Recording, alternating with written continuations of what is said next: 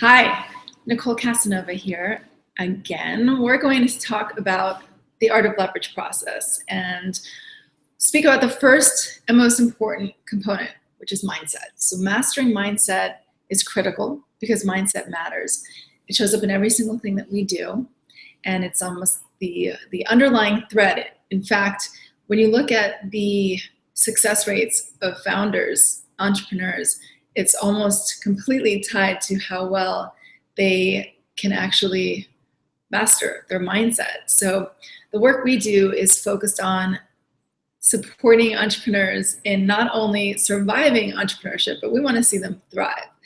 And we have a whole bunch of ways of actually getting people to see what's driving them and learn how do you actually respond rather than react. So, I have a few questions for you, and maybe this will support you in, being able to see what is it that, how do I show up and how could I potentially shift? So when we look at the price of entrepreneurship, the psychology behind it, entrepreneurs we're interesting ones, right? We're a little crazy, we might be ADD, we definitely are okay with risk. And yet there are elements where we can easily burn ourselves out because we're so good at the pursuit of the next thing. And of course, there are different personality types that are drawn to entrepreneurship. But one of the things that we can start to notice is what are the defenses that we run. So the defenses are like these little characters that show up. We think that they're showing up to support us. And in the past, they actually did. But if you look at your defenses, and for example, defense might be, you might be the busy bee or the controller or the listening impaired or the procrastinator. There's a whole range of them. So it's interesting to see how are we showing up, which ones are driving us, which ones are we allowing to drive us forward, and taking a look, because our defenses are just what we do. It is not what we are. What we are is truth and beauty and love. All of these things are innate within us. Our defenses are in many ways just the protection. So defenses are what we do, not what we are. It's just behavior. So when we can acknowledge and see those defenses, and when we can look and see that, sometimes I am the busy bee, but there are other times when I'm not. So when we can acknowledge when we've been that defense and we've been just the opposite, it's much easier to then drop it. So that's one of the things we can look at is, what are those defenses we're often running? Another thing is looking at the core beliefs. So there are three main core beliefs that pretty much everybody runs, unless you're at the point where you don't run them anymore, and that's fantastic. The three main core beliefs, the first one is unlovable. So unlovable shows up as,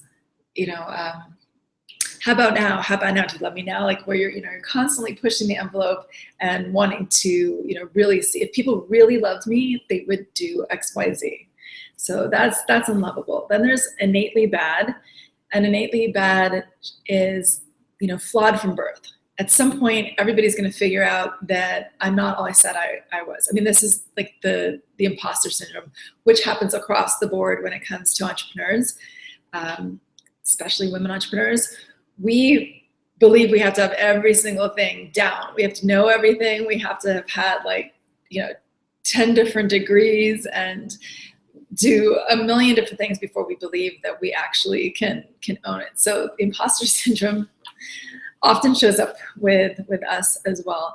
And then the last one is not good enough. And not good enough is definitely my number one core belief that I run most often. And not good enough shows up as not enough time, not enough money. I mean, it used to be not enough attention, you name it. So not good enough can kind of go one of two ways. You can either decide, I'm going to check out and just not even, show up, or you're the total overachiever. So it's all about, bigger, better, best, comparison, endless race to the top. And once you get there, you got the next higher bar to get to. So That's some of what runs the not good enough core belief. So when we can step back and we can start to see what it is that's driving us, that's critical, because it allows us to respond rather than just react.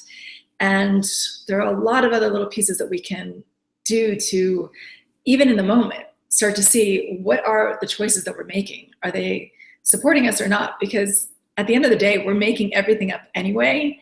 We might as well make up the things that are going to support us in actually getting to the place we want to be, right? So those are some of the pieces of mindset. And I'm just seeing what else I wanted to tell you about. Yeah, so I think that's it. Those are some of the good things, you know. So here's my belief about entrepreneurship.